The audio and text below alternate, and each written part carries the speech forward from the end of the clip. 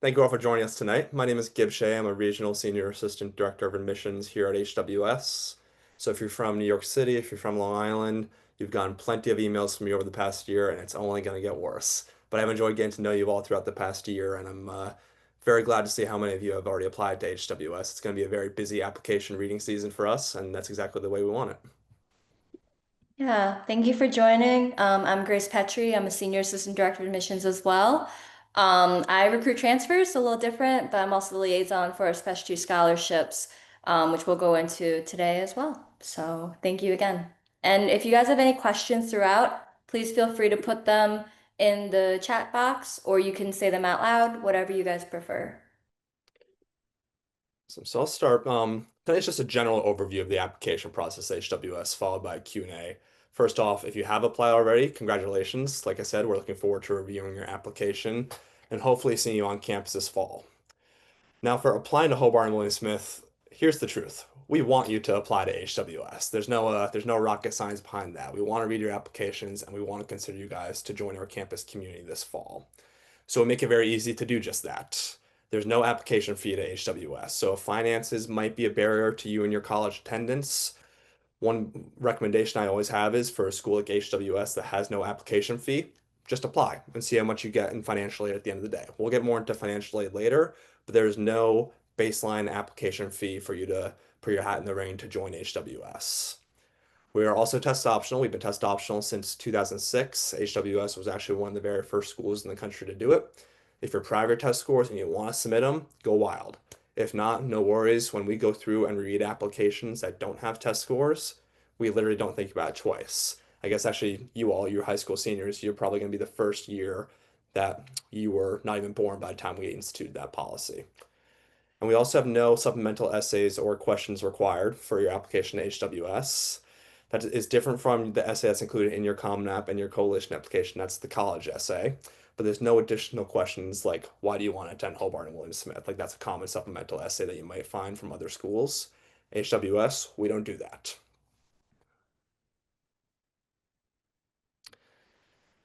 Now, for first years, there are four different rounds that you could apply to HWS through. First one is early decision one, that is binding, and that is this Saturday. That's due on November 15th, and you'll be notified by the end of December. And I'll tell you tonight that you will be notified before the holidays. Early action, that is also due November 15th, coming up, and you'll be notified by the end of January. Early decision two is also binding, but at a later date. That's due January 15th. You hear back a month later. So if maybe you want to spend another semester getting your grades up, or for whatever reason you just don't want to commit to applying early decision right away, we strongly recommend ED2 for that. And a regular decision, RD, way down the line, that's February 1st, and you hear back from us by March 1st. There are also deposit deadlines that come with each of these application rounds. So if you apply and you're admitted through early decision, your deposit is due January 15th. Early decision 2 deposit is March 1st. Early action and regular decision, that's May 1st, which is National College Decision Day. It is a $500 deposit to HWS, and it is a non-refundable deposit that secures your spot in the incoming class for the fall semester.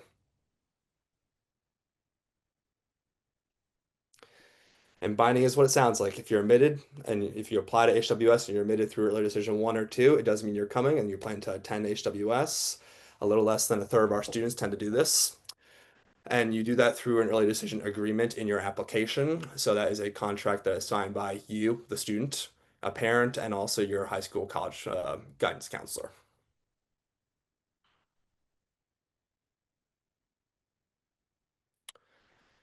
So here's what you need to do for your checklist for completing your application. HWS is available on the Common App or the Coalition app. You can apply today. We certainly hope you do. We only require one letter of recommendation from either a teacher or counselor. Many students tend to submit more, but we only require one. We need your official transcript that does need to be sent typically through your school, and they will include the school report in it. So, for example, a picture of your transcript, that's not going to cut it. It needs to come through more official means than that. And that's all you really need to have to apply to HWS. Optional things are interviews, which we do strongly encourage.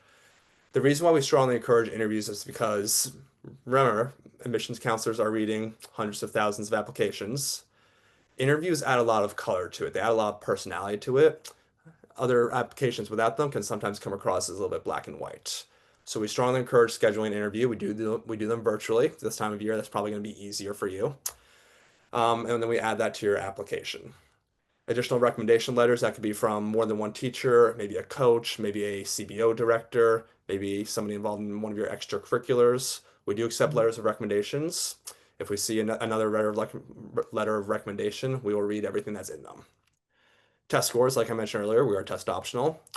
Resumes, which is kind of included in the activities part of your Common App or your Coalition app, but if you want to add more context to some of your activities, definitely consider adding a resume to your application and writing samples as well.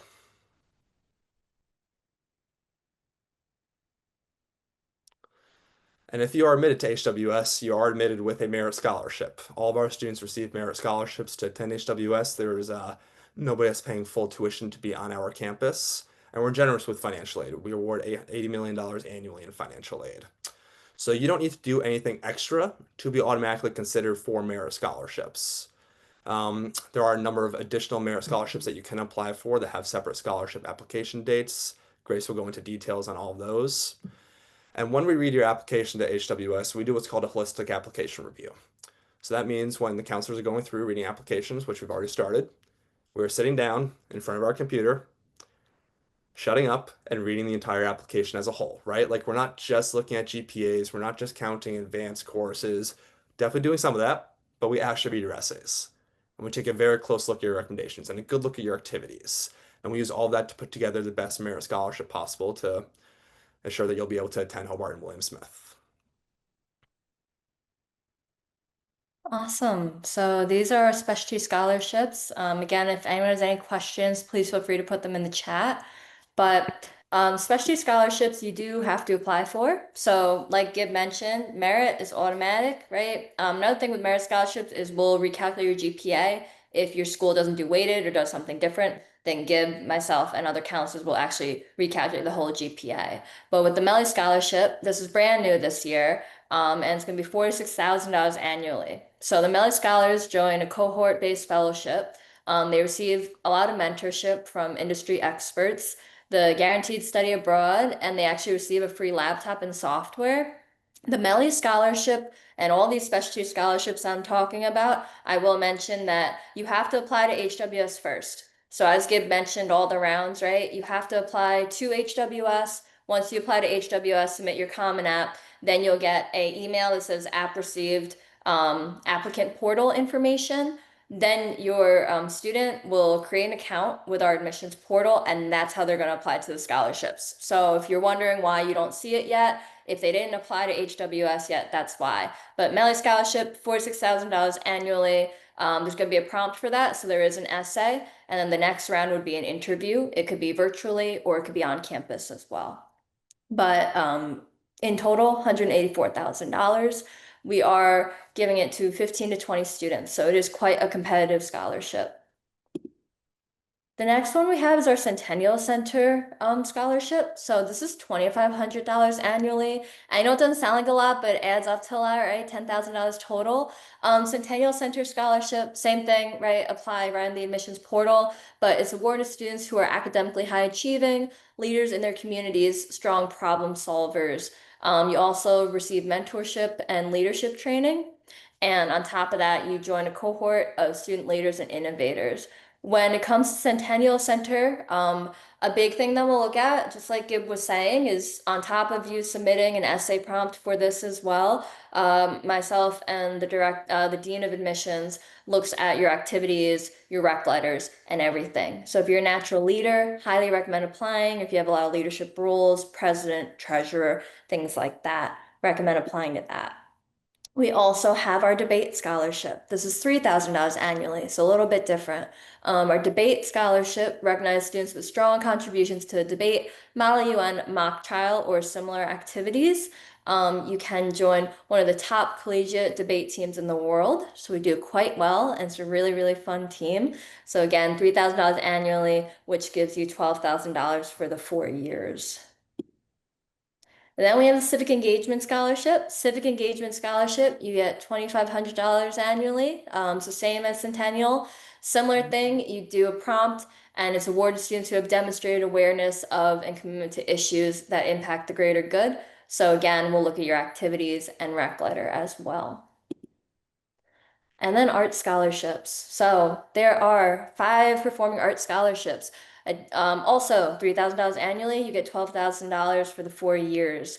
When it comes to these art scholarships, big thing I'll mention, you don't have to major or minor in it, which is very different for us, right? So some colleges you have to major or minor.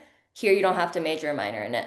You just have to be part of it for all 4 years. So we have creative writing, dance, music, theater, art studio/architecture. You would, same thing, apply for this right in your admissions portal and you submit a portfolio. If you were to get one of these and you just want to continue in college, highly recommend applying. Studio fine art could be anything. It could be photography. I've had some students ask about film, photography. You can definitely do that. Theater could also be stage tech, and then dance, music performance. All of them have different things when it comes to that.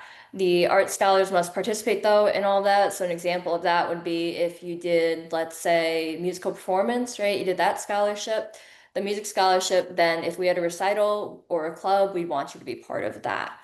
And that's sort of all of our specialty scholarships. Again, you can apply to many of them, but you only get one. So that's a big thing I like to mention. I see some questions in the chat, so let me just go through those really quickly. What is a school report? That's a great question. Gib, do you want to answer that? Yeah, a school report, that's something that's sent to us. It should be from the counselors when they do things like submit your transcript. A school report is kind of a cheat sheet for us. It kind of gives us an overview of your school's curriculum, things like how many APs you offer if you're an IB curriculum school, size of your school and your graduating class. So that's typically not something that the students actually bother with submitting. That typically comes from that. We really should be coming from the counseling office. It is very helpful for us as well because, like Gib mentioned, we look at everything, right? I've even had people put YouTube links that I'll look at. With the school report, we can see if, maybe you didn't take APs, but maybe your school doesn't offer APs. So every school is very different, and that's something that we look at as well. The next question is, can I apply for Melly Scholarship using my personal statement essay because it meets all the scholarship's requirements? Yes, 100%. You definitely can. A big thing that some students are doing as well is maybe the Centennial Center essay also goes with Melly. So definitely feel like you can apply for that with the same essay. Um, the next question is, I applied through Common App. Would I have to also apply through the Hobart website? I have tried to start application, but it is asking for an email and password. Okay. So that is going back to the sort of the email. Sometimes it goes to spam. Totally okay, right? Given I deal with that often. But once you submit your application, you will get an email that says applicant portal information. In that applicant portal information is that email and temporary password. Once you put that temporary password in, you can make your own password, and then you'll be able to go to your admissions portal. If you are having issues, please feel free to reach out to admissions or to your admissions counselor, and we can help you with that. Yeah. Does anyone else have any other questions when it comes to, Gib and I have been in this for 4 years now, so we can answer quite a bit, not just about applications or scholarships, but also just Yeah, anything if anybody, financial aid. so if you have any questions about admissions financially, but also just questions about academic student life while we're all together, we're more than happy to answer any questions that y'all may have. All right. I read that HWS has no harmful policy for SAT test scores. How does it work, and what happens if I submit my scores, which may be weak? Great question. It is a good question. We'll ignore them. That's pretty much what that means. If we see test scores, our average SAT was 1370, our average ACT was 31 last year, Grace, if I got those correct off the top of my head. Mhm. So if we see test scores that may be a little less than that, we don't use that to hurt you. You will not be denied based solely off your test scores. We'll only use them to help you. We don't use test scores to hurt you. We are on the bandwagon that the for most of the population, that test on a Saturday morning is probably not the best indicator of who you are potentially as a student. And that really shouldn't be the deciding factor on whether you're admitted or denied for Hobart and William Smith. Yes, I do also want to mention on the Common App, there is a question that says, do you want your test scores used? So in the time given, I have read applications in those 4 years. Sometimes students say they don't want them used, but it's on their transcript or it's, it gets submitted anyways, but we don't use them. So even though we saw them, as Gibb said, we don't use it to harm you whatsoever. So that's a great question to ask though. Do you have any advice to make my candidacy stronger or more special? For admissions wise, I would say an interview. I think, like Gibb said, those are really, really great tools for us to use because it's really a casual conversation, just like what we're doing now. It really adds color to the application. So I would definitely say an interview would help you for sure with making you stronger. So your counselor really knows you, not just as a student, but as a person too. With the scholarships, I would say the biggest thing to make that stronger is just submit, the best portfolio you can, the best essay that you can. But on top of that, make sure your activities and your rec letters sort of highlight that stuff as well. Some of the scholarships ask for a recommendation letter as optional. I highly recommend it. I think it's a great way for Stephen and myself to look at and see who you guys are as people. Are there summer classes? Yes. There's also J term and Maymester. Those are 3 weeks in January, 3 weeks in May, study abroad courses. You get one academic credit out of those programs. A lot of students also choose to stay on campus for the summer to do research for credit. So they can do research for academic credit. You can also do that over the course of the school year and including your winter break as well. Yeah, and you can study abroad. It's a great time. So study abroad is really popular here. 60% of our students study abroad. You could definitely do that in the summertime.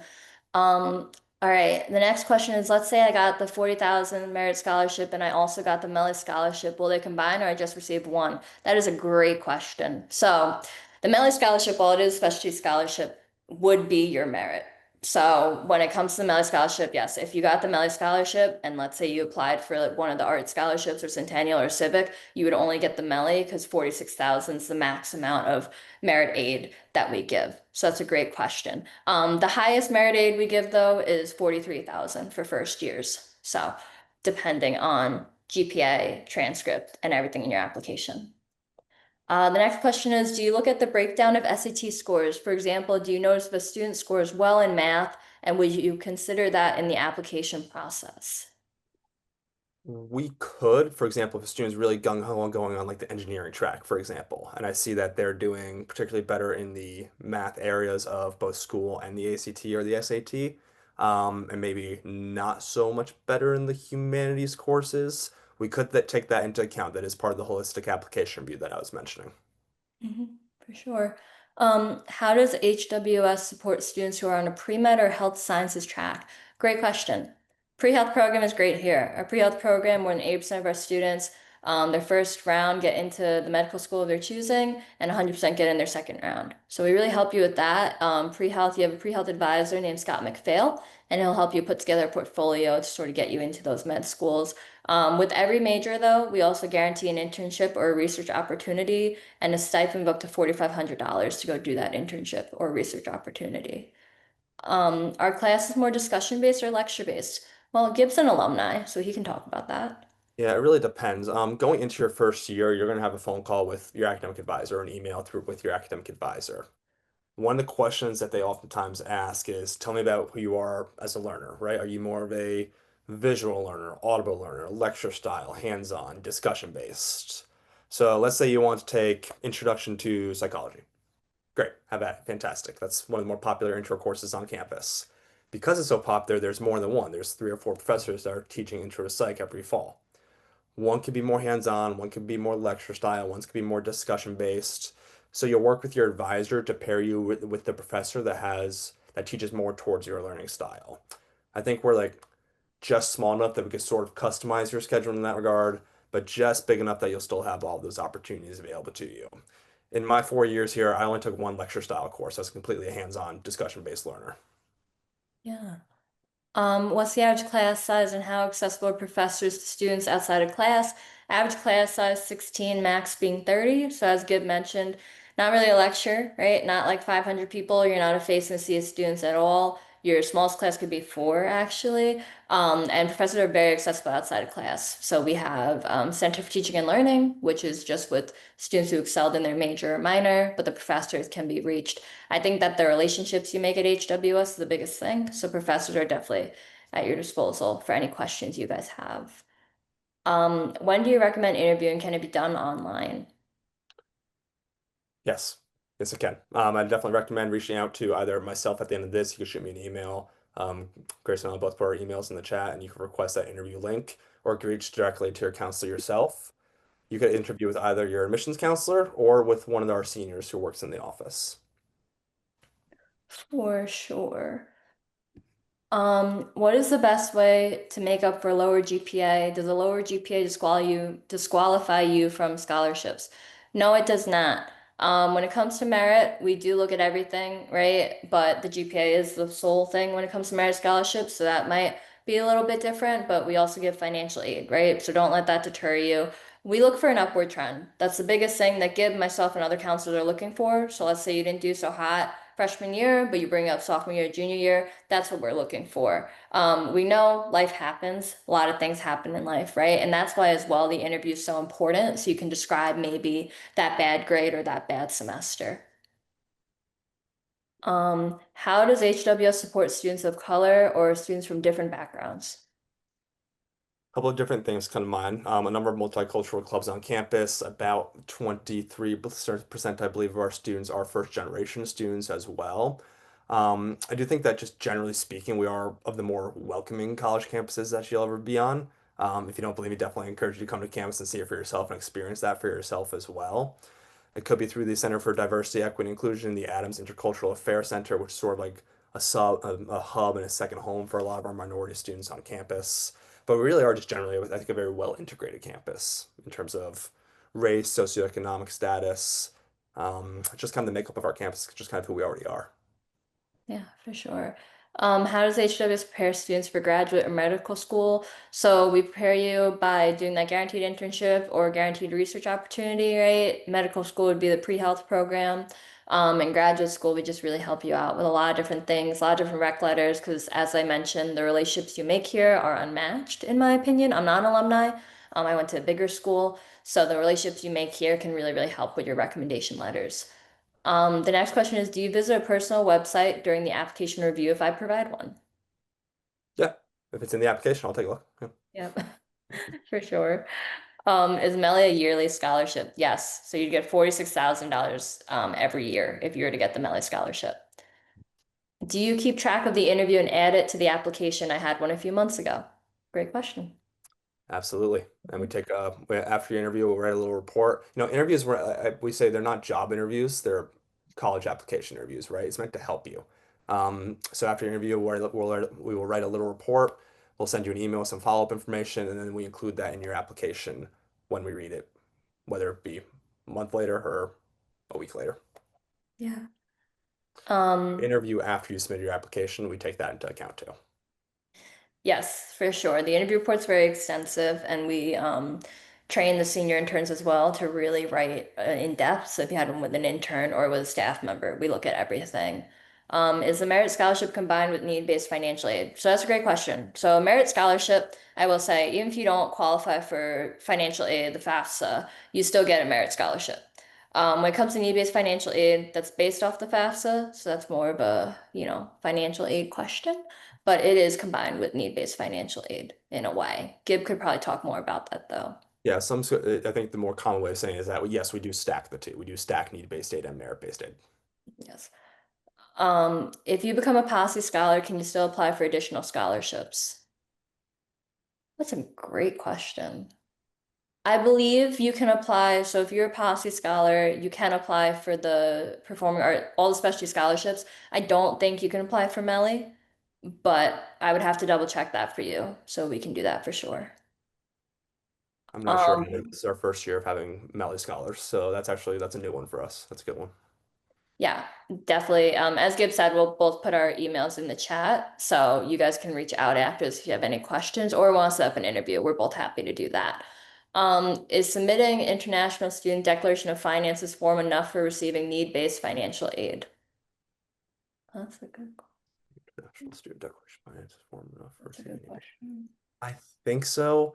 There is information on our financial aid website about that would know more about that. Grace and I are both domestic counselors, so I'm not entirely sure on that.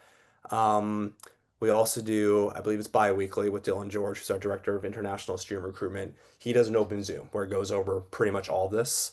And that should be also available it is available on our website too. What do you think, Yes. Grace? Did I have- Yes, and I can put Dylan's contact info in here as well, so you guys can contact him. The next question is, how heavily do you weigh demonstrate interest? Do you have any suggestions on how to show we are really interested? We do not track demonstrated interest for Hobart and William Smith. Yeah, that's sort of the yeah, that's the short way. We don't track demonstrated interest. I guess a way to show that you're very interested is um start a relationship with your admissions counselor, right? So reach out to your admissions counselor. You get a lot of emails from them, as Gibbs said. He sends a lot to New York State and Long Island because that's his region, right? So definitely become friends with your admissions counselor. The reason why we don't track demonstrated interest is because we have students from, I think this year is 39 states and 41 countries on campus, right? Demonstrated interest is oftentimes viewed as have you visited campus? That's just not necessarily an option for a lot of families, whether that be for economic reasons or just distance. So we do not track demonstrated interest. No. Yep. Um, So when it comes to scholarships and when it comes to your financial aid package, it really is up to your situation. So again, the FAFSA, CSS, and your merit will determine what financial aid package you get. So, again, really depends on how many people are in your family, how much money is made, your SAI, all that stuff. The next question is, I'm enthusiastic about your biology program, about how many students are in the biology curriculum. Don't know that off the top of my head. Don't know the exact number of students in that curriculum or in that major or minor. I will say biology, along with probably the environmental sciences, those are our two most popular STEM fields, I say with confidence. Um, but I don't know that number off the top of my head. Yeah, we could definitely find out if you wanted to. So that seems like all the questions, unless anyone has anything else. I'm gonna put my email in the chat. Gibbs gonna put his email in the chat, and I will put Dylan's in the chat as well. I believe it's I will also include a link to our upcoming open house. We have an open house on December 6th. It is from 9 to 1. If you haven't visited campus yet, or if you have visited and you want to come see us again, definitely encourage you to sign up for that. We're also just open 6 days a week, every day but Sunday for tours, info sessions, and in-person interviews as well. We strongly encourage visiting campus, right? Doesn't matter that we don't track demonstrated interest. Typically, students who come and visit campus, they fall in love with it. So definitely encourage you for that. If you are admitted to HWS, you'll also be invited to admit student days.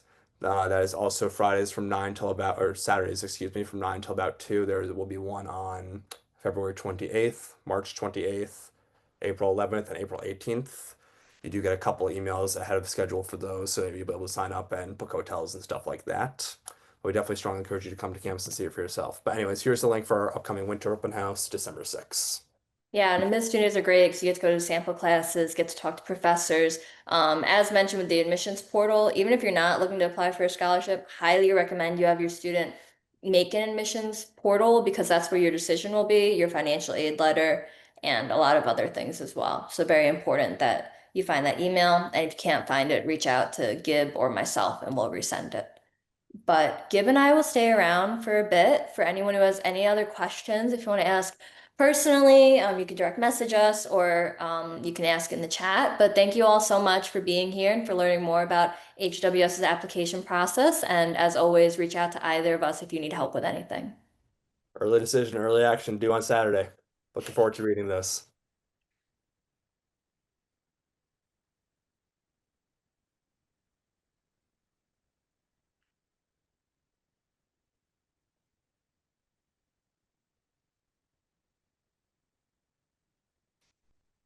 Great question. How do I know who my admissions counselor is? So they're based off regions.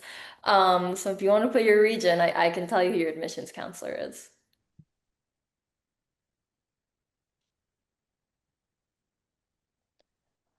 I believe it's Matthew Sealy, or it is I got so it. for you got it, or is it Georgi? Of course, I got a far one. Hold on. I can check. I think Nevada's Georgi or Matthew Sealy, but Gibbs gonna double check. Chicago's Lindsay Sharman.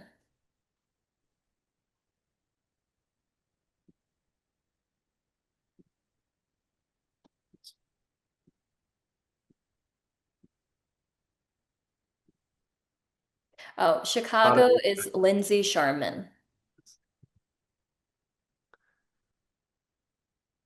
Chicago is Lindsey Sherman, and Nevada is Matthew Sealy, and I will Ah, put his I email got in it. chat as well. Yep, you're good. Love I that. wasn't Like that for sure. me. Well, it was him or Georgi. I was like, yeah. We definitely want to be part of HWS, so we look forward to reading your application and hopefully we can make everything work out. Boston, Concord, Mass. That is Kate Byer. Mm-hmm.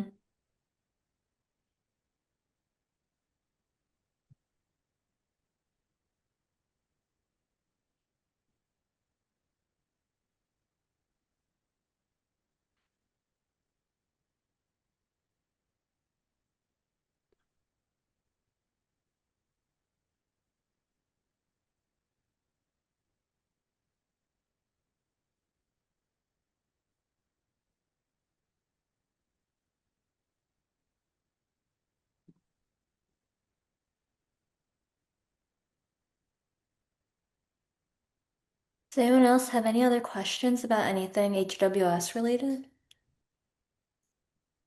It could even be, advanced questions like dorming, anything like that, Geneva life. Happy to answer. We want to talk. We're pretty good at it. So Yeah.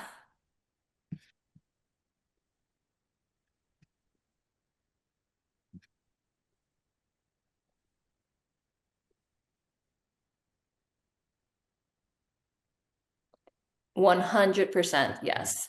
It that's is a very fair gorgeous. question. I am originally from Long Island, New York. I moved up here about 4 years ago. I'm here to stay. It is so, so gorgeous. Highly recommend if you can get here to visit.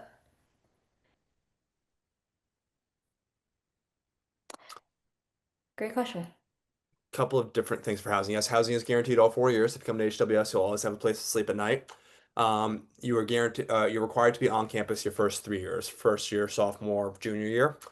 First year housing, I do think is pretty generally what you'll find around most other schools. There are three different places that first years can live. First option is called JPR. Second option is called the mini quad. JPR is three buildings right next to each other, all connected through a tunnel system. Mini quad is three buildings right next to each other. Only difference between the two, option one is completely co-ed. Option two is gendered by floor. And they also have an all-female dorm for first years as well. After that, it becomes a lot more fun. Instead of building whole new dorms, just incrementally over the past many years, HWS has been buying all the lake houses going along Seneca Lake. You see that South Main Street right in the picture right here. That's all student. Most of that is student housing, not those buildings between the flagpole and right there, but across the street and you keep going down further down South Main. That's all student housing. Pretty common to live in a lake house your sophomore year. I think most people think it'd be a senior thing, but it's really a sophomore thing. It could also be a junior year thing as well. You could also live in one of the newer dorms, Care de Cordova. They got AC elevators, all that fancy jazz. Seniors are allowed to live off campus, and we do have a number of our students living in Greek housing as well.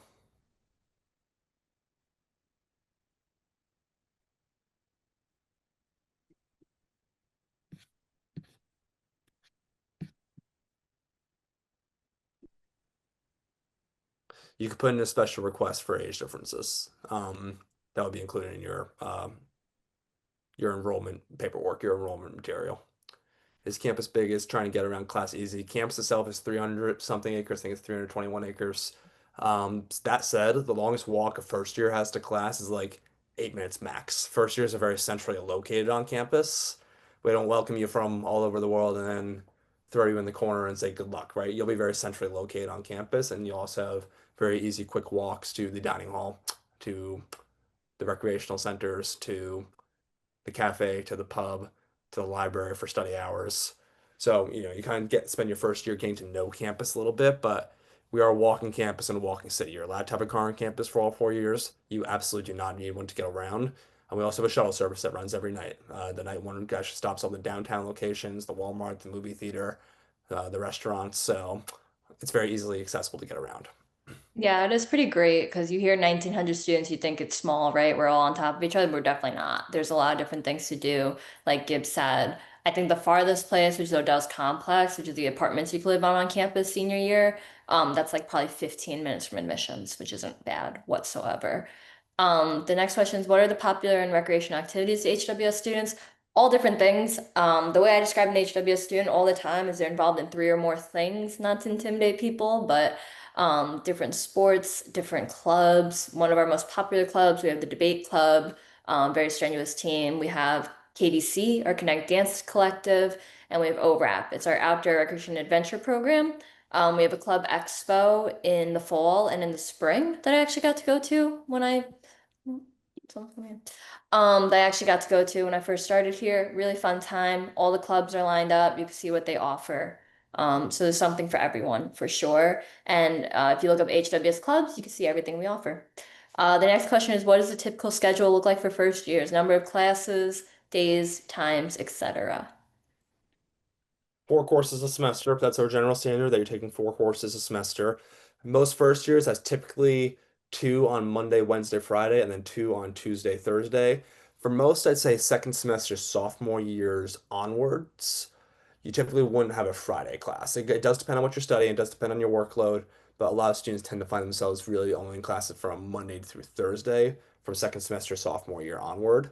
And like it really also depends. It really does depend on what you're studying because some of them have lab components also. Labs an additional, could be 3 to 5 hour block depending on what's going on that time of the week or that time of the semester. It just depends. Yeah. The next question is, can I visit school during the weekend or only during the week? Great question. So we are open Monday through Saturday. So for normal tours, normal information sessions, not just event days. So Saturday we have a information session at 10:30 and you do a tour. You can also choose to do an interview that day if you want to. We understand that students have school, families have work, so we try to make it accessible as possible. So we're definitely open Saturday. Not open Sunday, but Monday to Saturday we are open. What are the first days at HWS like for an international student? Special international student orientation. There's an international orientation for students, so they come a few days before domestic students. Start classes, meet professors, get a little bit of a deeper tour of campus, and also just get to know each other because that's kind of a it's kind of a cohort in of itself. Mhm. And you move into your dorm too, which is fun. Yeah, for sure. Which option is the best for a student if I'm not 100% sure what I want when I come to HWS? So we are a liberal arts college, right? So the beautiful thing about that is when you apply to HWS, you're just doing that. You're applying to HWS, you're not applying to business school or medical school or anything like that. You declare a major end of sophomore year. You could do it as early as beginning of sophomore year, but you don't have to know until then. We have 4 perspectives where you could try a bunch of different majors and minors before you do declare a major or minor. And sometimes people come in thinking they want to do, pre-health and they leave wanting to be a teacher. Very different things for sure. So you can come in undecided and try different things. How Well, far are the hotels from the school? Grace, if I could just throw in for Yeah. context, I declared my major the last day was due in second semester sophomore year. Still graduated on time. Still let me work here, right? You really do have all that time to try to figure out what's right for you. So if you want to come in, declare your major, you can do that at the end of your first semester. If you need 2 years to figure it out, that's also something that's available for you. That doesn't surprise me. That's so funny though. It's very on par with me. That's very on par with you. How far are the hotels from the school? Walking distance. We do also offer the shuttle services as well. Um, if you're coming to campus and you need a ride from the hotel to campus for an event, for a tour or a mid-student day or an open house, we'll help you with that. We'll organize that with you. Yeah, for sure. Um, so do you have any business courses? 100%. So business, one of our top majors, as Gabe talked about sciences as well. Business, we have business management, entrepreneurship, economics, we can focus on anything finance, right? Me and society, sort of our communications and marketing as well. So a lot of different business courses. We also have a Master of Science in Management you can get in 4 or 5 years. Where's the next one? How can work experience improve my application if it is related to my chosen major? It's a great thing to have on your application, right? For work experience, one of the things we're looking for is that you're doing more than just going to class in high school, right? That could be engagement through work experience, it could be through academic extracurriculars, it could be sports, it could be clubs, it could be travel, it could be just doing things outside of the classroom, right? 'Cause that's what our students do when they're on campus. They're not just going to class and going to their dorm, going to class and going to the dorm and doing that on repeat for all 4 years, right? We're a very busy campus. We have a lot that you're going to be involved in. So we want to see that you're involved in a few things in high school as well. If it was related to your chosen major, I mean that really just depends on the major and how your professors really receive that. But it's not required, but we would love to see it. Do you offer forensic classes and do you offer work study? So we definitely offer work study. That'll be on your financial aid package as well, but all different things you can do. You can work in admissions if you want to. You work at one of our 12 centers. You work at the bookstore, dining services. You also work off campus. So there's like Wegmans, Walmart, as Gib mentioned, Geneva's very up and coming, right? So we have 13,000 population.